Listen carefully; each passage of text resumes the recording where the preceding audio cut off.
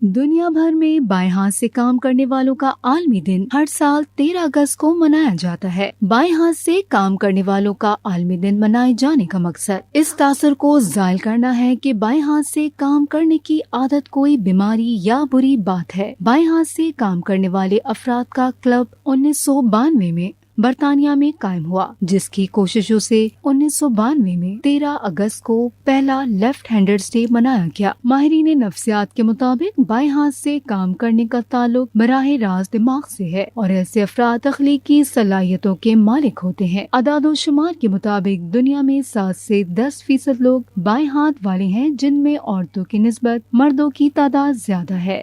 بائیں ہاتھ سے کام کرنے والی دنیا کی چند مشہور شخصیات میں Sikandar Azam, Napoleon Bonaparte, Winston Churchill, Einstein, Neil Armstrong, Newton, Angelina Jolie, Charlie Chaplin بھی شامل ہیں۔